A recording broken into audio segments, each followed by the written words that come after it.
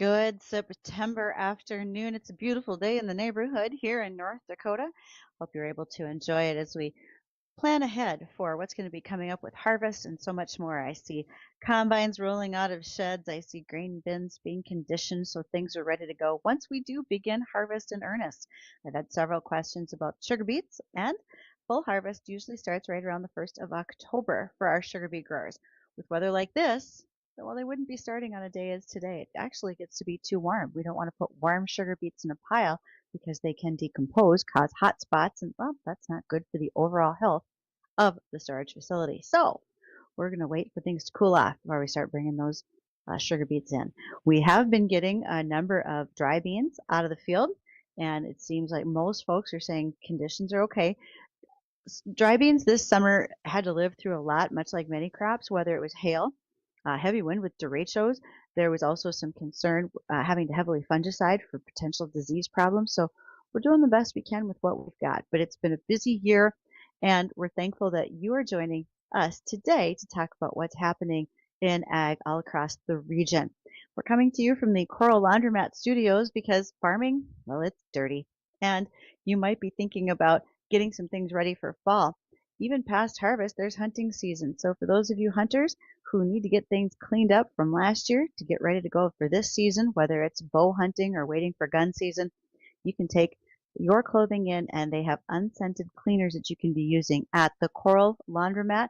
It is over there on 3620 Veterans Boulevard in Fargo. You can drop off or take care of your laundry right there while you're there yourself. And I have been working ahead because later this week I will have one of our assistant ag directors with me on air. That'll be Allison Smith joining us on Thursday. Well, Allison is sponsored by Cass County Farm Bureau. And we say a big thank you to Cass County Farm Bureau, not only for their sponsorship in this situation, but the many things that they do around the area. They sponsor the Ag Education Building out at the Red River Valley Fairgrounds and have done so since 2010. The North Dakota Farm Bureau Foundation for the last 5 years has been helping sponsor Farm Bureau ongoing activities and efforts, especially in ag education, because one of their pillars is ag education and youth. And that is why they are such a great part of our Assistant Ag Director program here on WDAY. And thank you to them for being a sponsor for us. Throughout the day, you are welcome to give me a call on the JLA Insurance phone line, 701-293-9000. Always happy to hear from you. I will also be sure to keep an eye on my email where you can reach me, ag@flagfamily.com. You got a message for Dean, you can certainly go ahead and send that to me and I'll forward it to him for the day. And you might be following us on social media, which means you're watching on Facebook, YouTube, or Acres TV at WDAY Weather and Ag in Focus. I have an early guest joining me today, and I'm excited to have Stu Letcher on the phone with me. And Stu is the executive director. If I get the title wrong, Stu's going to correct me. And Stu is with the North Dakota Grain Dealers Association. All right, Stu, for those who aren't necessarily sure, tell us what the Grain Dealers Association does right here in the state of North Dakota, please. So we are the commercial representative for the commercial grain industry here in North Dakota. So grain elevators, feed mills, processing. We are the entity that represents them on local and national issues. Excellent. And one of the things is you have been doing this for quite some time. You're very well versed in so many areas for the grain dealers, and especially with legislative policy, et cetera. And even when it comes to some of the things that will be happening at harvest. And you heard me mention one day that I had been hearing some rumors of elevators in North Dakota not taking and fulfilling contracts on soybeans for farmers. Can you kind of explain the situation? And I'm not asking to name names or regions or anything like that, but give us a little background on what was going on and what led to a press release from the Grain Dealers Association to clear up some rumors in the marketplace. Yeah, sure. And if you've been paying attention to agriculture, you're probably well aware of the fact that we've been trying to get a trade deal with China, and China is probably our biggest purchaser of soybeans in the state. And Hmm. as of right now, we don't have a trade deal with China. So that means our soybean market is really weak right now. That doesn't mean there's not a soybean market. It just means that our prices probably aren't where the producer would like them to be. So, um, there is, it's, if you're an elevator, you're trying to, sell into a market where there's demand. And just right now, there isn't demand for soybeans. So that kind of led to some speculation in the country that our soybeans going to be or our elevator is going to be taking soybeans. Is there going to be a market? What's the price going to be? And we also heard that there might be some elevators that wouldn't be honoring contracts. And just to get out ahead of it, we as an association put out a press release stating, hey, you know what? There are a lot of different options for soybeans this year at harvest. It's not a normal year, so things might be a little bit different, but that doesn't mean we're not taking soybeans or there isn't a market. It just means that, you might have to be a little more creative. So we're encouraging producers to talk to their local marketers or their local elevator to find out what the programs are. Don't just listen to the rumors. And I guess was our point. Communication is the key. So I think that's a huge point because um, when some of the first messages were being sent around amongst producers and so forth, uh, there was an interpretation of, well, that just means I don't have a place to sell my soybeans. The reality is we still do have places to sell soybeans. But if you've been hoping to just put a truck in line with a load of beans on it at harvest, it might not be so easy as they're just going to dump you and move on. I think that's probably the most accurate way to describe the situation right now. yeah, that's true. And you probably can do that, but just be aware that if you do that, the elevators Hmm. probably a lot of them have cash only programs, meaning you're not going to be allowed to do a price later contract. Or if they do allow you to do a price later contract, there's going to be probably some higher service fees associated with that. So you just want to be aware of those things because you don't want to dump the beans and then find out, oh, wait a minute, I can't market them the way I normally do, and this is the price I'm stuck getting. So you want to be aware of that in case, maybe in some areas the producer will decide he wants to store the soybeans and maybe capitalize on market opportunities later on in the marketing year. So there again, you don't know that until you talk to your local elevator manager and find out what they got going on. Farming is very much a relationship business. And if you aren't in the door at your local grain elevator talking to your grain merchandiser, whomever you're doing business with, now is really the time to not only be thinking about, is my combine ready to go, but do I have a plan? Because it's a little bit different everywhere. There's not always a standardized plan of operation, you might say. And that's that way anytime at harvest. You should never skip the opportunity to have that plan laid out not only with your grain merchandiser, but probably then bring your banker in to that conversation as well. So your banker has a clear direction of what you're going to be doing too. And I know we don't always talk about banking issues. It's maybe not where grain dealers needs to go, but it's maybe just a friendly reminder to have that discussion with your banker whenever you get the chance. And you've maybe heard that from others as well, Stu. Yeah, absolutely. And like you say, if a normal year, we would probably see the the soybeans being sold off the combine, and that usually kind of is what generates the cash flow for repayments for loans and things like that. Well, this year maybe it's another crop, wheat or corn that gets sold, and you store the soybeans. There again, if you decide to do that, you just want to, tell your plan to your banker so he's well aware too, because the way that marketing option looks might be a little bit different. Corn is going to be a little later than soybeans. So you just want to let them know that, hey, this is my plan and we will have the cash flow, but it's just going to take a little longer. So, there again, communicate, right? Yes.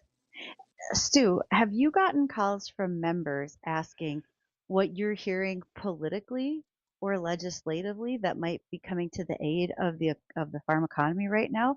Or has that discussion not really taken place at this point? Oh no, I think those discussions have taken place. I know that our representatives in Washington D.C. are well aware of the situation, and they have.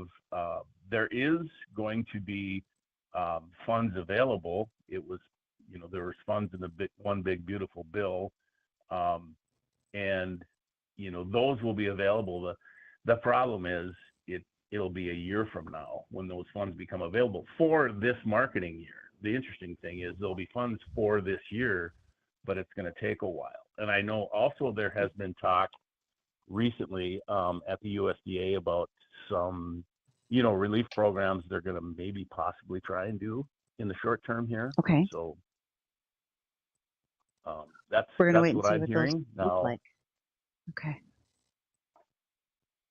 Yeah, and Yeah. just exactly what that would entail. I don't know that they have a framework yet, but I know the discussions are going on anyway. I bet they are. Okay. Stu, would it be okay if you hang on? I saw an article in regards to grain dealer state statutes, and I just wanted to ask about some of the things that are here in North Dakota versus maybe other states as well, things that we normally do. And I thought this would be a great time as we approach harvest to maybe visit about that and what these mean. So could you stay with us through the American Ag Network's livestock report? Yes, absolutely. Okay, that would be great. We will be back, and when we do, we'll continue our discussion today with Stu Letcher. He is with North Dakota Grain Dealers Association. And don't forget, if you have not yet put in your nomination for your favorite first aid responder or first responder, whether that's police, fire, ambulance, etc., you can still do that on our website, WDAYradionow.com, because that person could be able to win a meet and greet with Lee Bryce backstage coming up at the Shields Arena for the Lee Bryce concert on September 27th. Hang tight. We'll be right back.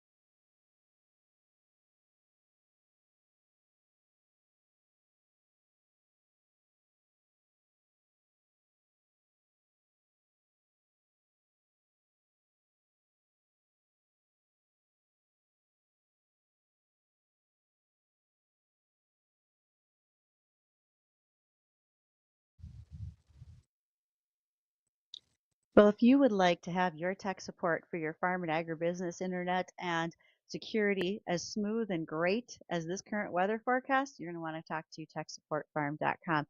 Chris Sherman at Tech Support Farm is there to take care of you, make sure that we prevent hacking, we prevent spoofing, and above all, to make sure that your security, your cameras, all of your internet access is smooth and just for you, not those other hackers and nefarious villains that might be out there. Joining me today is Stu Letcher. He's with North Dakota Grain Dealers Association. And okay, Stu, I had read an article that in the Top Producer magazine about 8 provisions of grain dealer state statutes to know, and it has to do with grain elevators and grain warehouses and things that they have and where they apply for each state. And one of them that came up was licensing. The second was auditing. And I was very surprised that that's not standard through all the states. And by auditing, I mean just basic information, grower name, date of sale, condition of grain. Why would someone not want to take that information? That's a good question. But there are some states that do not have a grain regulation program.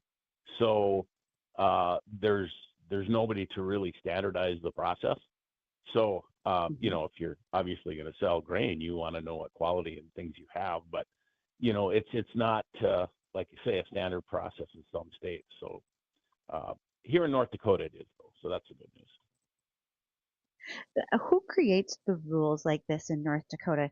Does that come to us legislatively? Is that proposed by the Grain Dealers Association? And some of those rules include bonding or the actions that are taken when there's a failure to pay. Who starts that process and how does that get accomplished? Okay, yeah. So the grain regulation is actually part of the ag department is who does the regulation for grain elevators. They do the licensing. We do have annual licensing here in North Dakota. We also have bonding. So if you want to be a grain buyer in North Dakota, you have to be licensed and bonded, or part of the licensing process is being bonded. And so that is regulated by the North Dakota Ag Department. They also do audits. So they will, anybody that has a grain buyer's license, whether it be warehouse or roving grain buyer or processor, whatever the types of licenses there are, they will be audited by the Ag Department annually. So we do have regulators out there checking on our industry to make sure that everybody is following the rules. So that's the good news. When it comes to problems and concerns, it's been a while since we've had a grain facility failure, etc.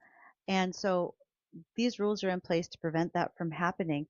But it's a two-way street, right? It protects the farmer, it protects the grain elevators.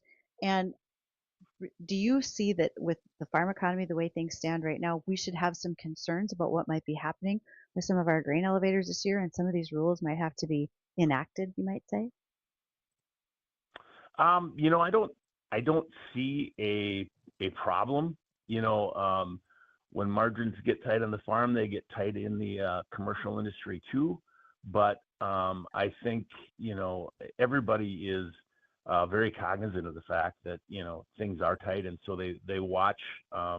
They have risk management tools in place to make sure that we don't have situations where we have failures. To speak to your point about how that's handled if there is an insolvency, is essentially how that gets started is if a producer is waiting to get paid for grain, and whoever is buying the grain from them, if they do not pay, they would contact the ag department, and the ag department would begin an investigation, and it is determined that the entity cannot pay, then insolvency proceedings would start, and actually the ag department would step in and take over some things, and the grain would go into receivership to pay outstanding payees. So there is a specific process. Now the good news is we haven't had one in a while, that hopefully we don't, but there is a process in place if that does happen. I would like to think that we're not going to have one either. I think that business-wise, people have gotten really good at watching their P&Ls and making sure that they don't get overextended into some of those positions that may have happened in the past. And I think that businesses just get run a little bit more efficiently and smoothly here in the state of North Dakota, as well as our local surrounding area, because we've lived through some of these things in the past. Nobody wants to do them a second time. Stu, as folks are thinking about what North Dakota grain dealers can do for them, are there points you want to make sure to make that folks know about your organization, and then also how they could reach you when they do want to visit? Yes, actually, we represent the commercial grain industry, but we are here for the producer as well. If you have questions about certain aspects of the grain licensing law, or if you have asked questions about, certain legislation, we're always here to help. You can reach us at 701-235-4184 or at ndgda.org is our website. And yeah, we're here to answer questions. We occasionally get questions from producers about different buyers that are out there. Just remember that if you do have a question about somebody that's buying grain, the Ag Department does maintain a list of licensed buyers on their website, and we can also help with that. So just keep that in mind. If you're going to do business with somebody in the grain industry, just make sure they're licensed and bonded. I think that's really solid advice. And Stu, I really appreciate you sending me the news release that was going on late last week about what's happening with the soybean market in North Dakota, and making sure that people are very clear that contracts are still being fulfilled. Talk to your merchandisers. Make sure you have a clear plan of action for harvest this year. I do appreciate that, because I like it when, if I say something and folks say, wait a minute, I have more information or better information, let's make sure we get you on there to talk about it. So Stu, have a great rest of your afternoon. Yes, you too. Thanks for calling. All right, folks. When we return, we will not only talk a little bit more about the weather, which is graciously brought to us by Progressive Ag, the risk management specialist, but we will continue with a discussion. We'll be joined by Jeff Ballew, and he is with H2A Visa Solutions. We're going to talk about H2A workers in North Dakota for farms.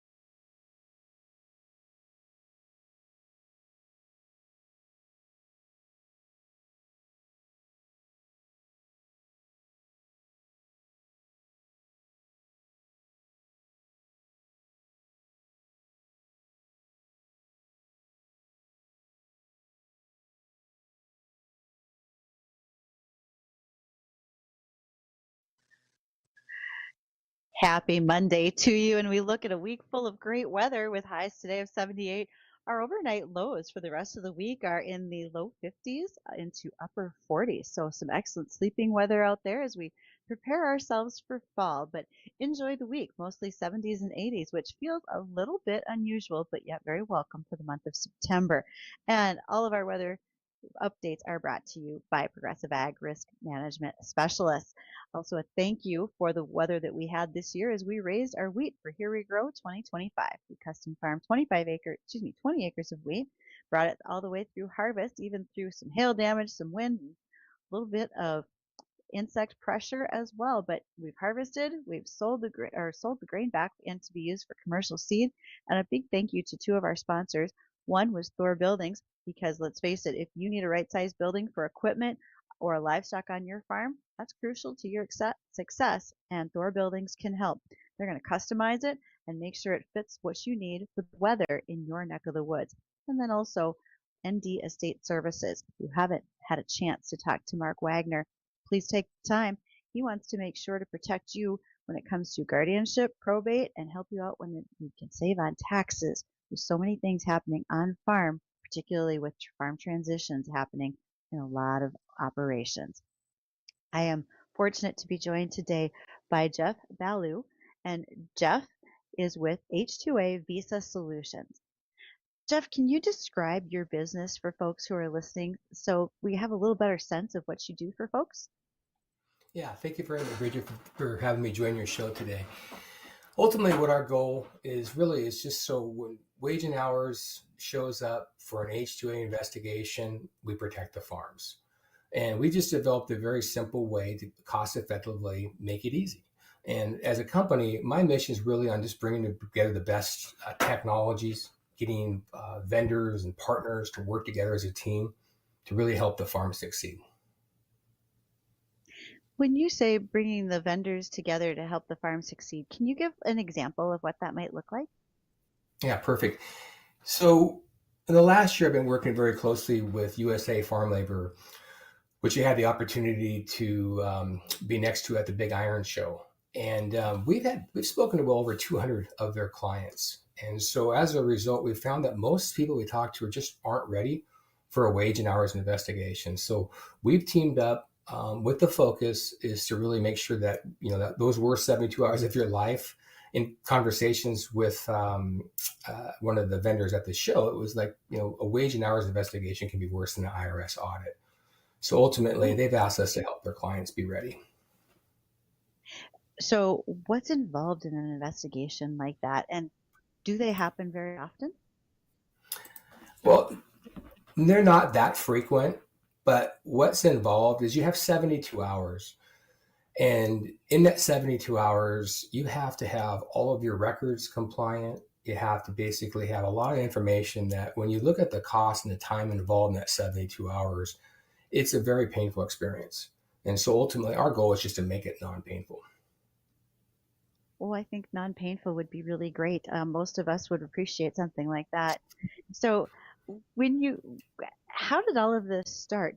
Were you part of an organization where you were working with a lot of H2A workers and you realized this need to try to help out? Great question. I started my career off in HR and payroll for the last 20 years, and I tried to develop an H2A program with quite a few payroll providers out there. And ultimately, I found the niche, and it's the record keeping. About 90% of the clients that I speak with don't understand H2A. They don't understand the complexities of the record keeping. So with a hyper focus on record keeping, that's where I started. But here's where things shifted. In conversations to over 300 farms, I kind of realized we've gone about it wrong.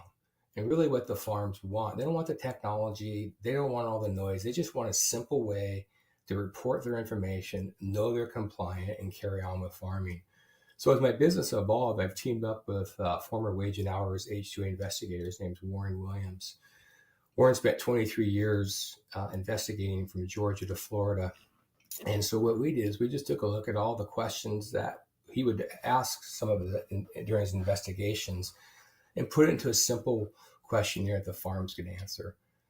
And then from there, what we do is we really review what gaps we've seen And then when we've understood the business, we've got your records compliant, ready to go, I've teamed up with Hall Global, who's a well-known H2A attorney. So the three of us as a team, that's probably the core of it. And they've asked, and USA Farm Labor has asked us to reach out to their customers and really help them out.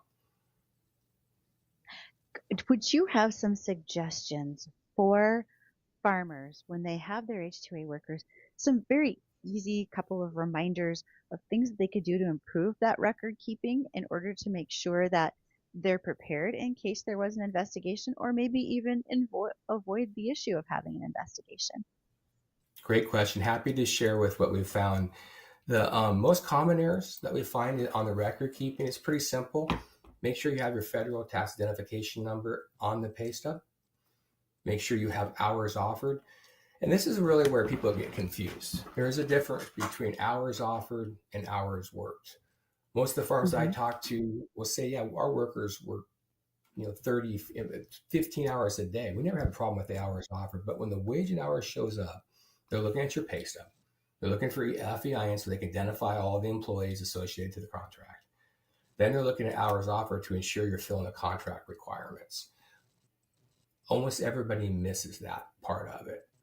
And the problem is a lot of the systems that are built today really don't make it easy. So often QuickBooks is a payroll tool used by farms and accountants. They're not designed for that. So that's one thing that you can do. And you can write it on there. As long as it's on the pay stub delivered to the worker on payday, that's number one problem we see out there is the FEIN, hours offered.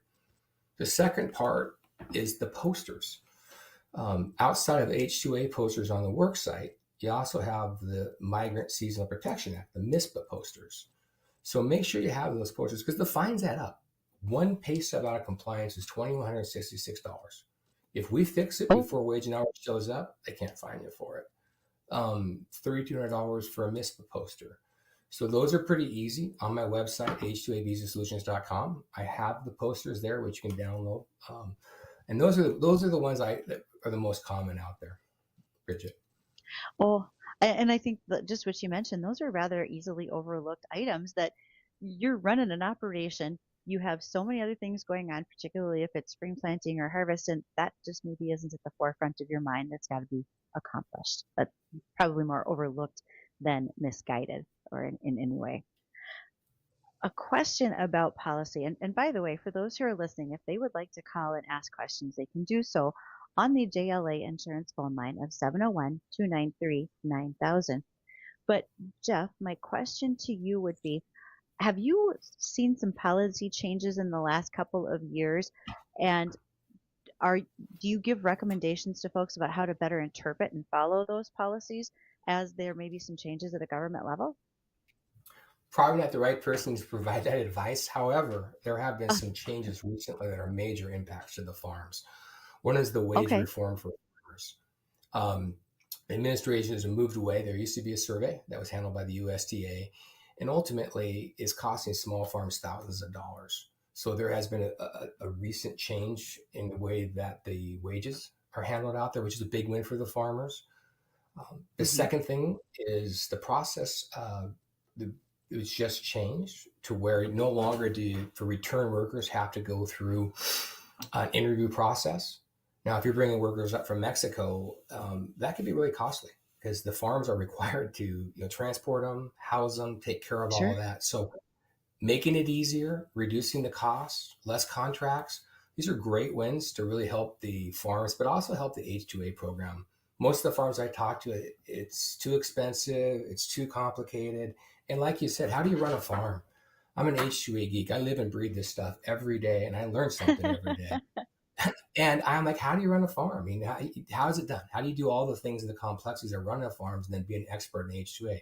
Now, if you're a big farm and you've got resources and teams to support you, great. You don't have to worry about that. But when you look at like North Dakota and look at the farms out there, typical farms have 2 to 3 South African workers driving heavy equipment, ag equipment operators. And that's just not an area people understand. And so it's a problem. But ultimately, the administration is making some changes, making it more cost effective, making it easier to get workers here. So good things are happening for the H2A program in the farms. Jeff, Should farms talk to you before they apply for their H2A workers so that they can get it right from the get-go? Or are you able to join more in like the midline of the whole process once workers are already stateside? I'd be happy to talk to new farms that are interested in H2A. I would instantly refer them over to my partners, USA Farm Labor. It has about 300 H2A clients up in North Dakota. They take on the front end of it, of helping identify qualified workers and get into the farm. But whether you're new to Okay. H2A or existing, you still have to be ready from a compliance perspective. Nothing's going to change around there. So I'm happy to help from the front of it, work with my team at USA Farm Labor. But ultimately, it's once the workers are there and they arrive on the farm, it's that payroll record keeping. That's where we really step in and do the heavy lifting. And I think that's vital to more people than they might realize. So, Jeff, if folks are interested after hearing your conversation with me today and they want to reach out and learn more, where could they do that? Absolutely. My website, H2A Visa Solutions.com. And or you, if you're new to H2A, my team over at USA Farm Labor at 828-246-0659 would be happy to answer any questions and refer you direct to me. I appreciate that. Thanks for joining me today, Jeff. Thank you very much, Bridgette, for having me. Appreciate it. All right, folks, stay tuned. Want to make one more little quick hit of the weather, and we've got some other headlines to talk about before the end of the hour. We'll be back.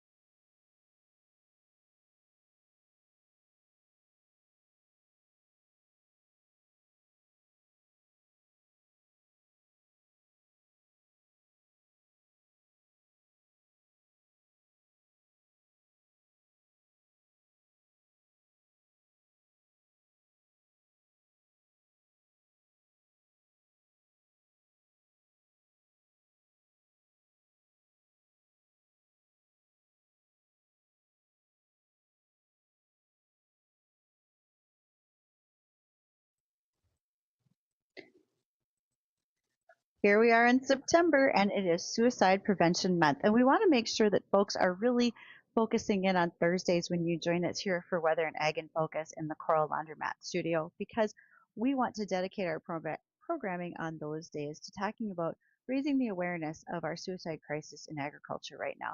And it's not just our farmers or ranchers, it's many who are associated with the industry, all the way from feed processing to the auxiliary items such as banking, crop insurance, equipment sales, and so much more. Tomorrow, we are going to kick off a little early in the week. On a Tuesday, we'll be joined by Alex Richard. He is with Maple River Grain and Agronomy to visit with us about this topic. And Maple River Grain and Agronomy has been a sponsor for the month of September for keeping the awareness high for everyone. And then Thursday, we'll be joined by folks from Valley Christian Counseling. Also, thank you to Gowan and Pray St. John for the work that they have been doing with us this September in keeping this in the forefront of everyone's mind. A couple of quick headlines that are happening these days. One of them is that a new report over the weekend is that the New World screwworm has been detected within 70 miles of the U.S.-Mexico border. We do know that that has been a concern for several months. Truthfully, we have been told by many livestock experts it was a matter of time before we started to see the screwworm crossing over into the U.S. across the border. You can't really put up a wall and stop a fly. Not even a giant swatter is going to do that. You know, big fly swatter, probably not going to catch them all. And that screwworm lays its eggs under the skin of healthy livestock, whether it would be beef cattle, it can be deer and other mammals, and then they move across the border. The larvae hatches and more flies emerge. That larvae attacks healthy tissue on the plants and can ultimately lead to death, especially in the case of small animals like calves. If there's any sort of a scrape or puncture wound, whether it even was from vaccination or other ways that we were treating animals, you can see the fly lay its larvae in that wound. So be very, very careful. We're watching the biosecurity along the border very closely and have really been doing as much as possible to build up quickly a sterile fly facility in Mexico to help spread male sterile flies to keep the females from being able to breed and create more flies. That's just one topic that's going on. Also, I would want to visit with you about the fact that as we are thinking about getting into fall, this is a cash flow crunch time of the year for many farmers. You've got all your money sunk into the crop, and now you're waiting for harvest when you would be able to sell your crop. But in between there, you're waiting for some dollars to come in, and we're not seeing super prices on our corn and soybean. So it's not like you're selling off that or wheat or something else in anticipation of a little more cash flow. This is a time to, as we mentioned earlier in the show, have a conversation with your lender to make sure that they know what you're doing. What's your plan of attack, and what are you sitting on for grain inventories, as well as your cash flow situation, etc. In fact, bringing your lender to the farm can be very helpful. They have an opportunity to see your operation eyes first. They can see, instead of on paper, what's truly happening in front of them. What's going on with your livestock? How does your crop look? You can talk heart to heart about what's going to be happening or needs to happen. If you have multi-generations on the farm, maybe it's time to bring in some of those folks who normally aren't a part of the financial discussion so they can visit with the banker as well. It's never too soon to build that trusting relationship with your lender. And it goes both ways. Your lender needs to trust you, and if you realize that you've outgrown the lender that you're working with and need to look for someone different, that would be the time to start thinking about that, talking over what it looks like with the rest of your farm operation. Because not only do farmers shop for lenders on a frequent basis, and should, because it helps to keep the best operation going forward, I think lenders are always looking for what they can do for farmers and those who maybe aren't even their customers at this point. A couple of other short and quick items that are currently happening. China has boosted their soybean purchases from Argentina and Uruguay. We know that that has been happening over the last few months. In fact, Chinese processors may be buying up to 10 million metric tons of soybeans from those two South American exporters in the 25-26 marketing year that ends next August. And this is information that is coming from some traders based in Asia. And so far, China has already booked 2.4 million tons from Uruguay and Argentina, with more to come. Australia is forecasting their fourth largest wheat crop on record. That forecast dramatically upgraded following some heavier than expected rainfall across their major grain growing belts in the region. And the nation's total 2025 grain harvest is expected to be about 62 million tons. ADM is ceasing operations at a Bushnell, Illinois plant. It's not that we do a lot of work in Illinois and we don't have a lot of barge traffic for our soybeans, but it does affect the overall market across the U.S. Thanks for joining me today. Looking forward to tomorrow. There'll be more headlines, an update on the weather, and guests as well. Talk to you then.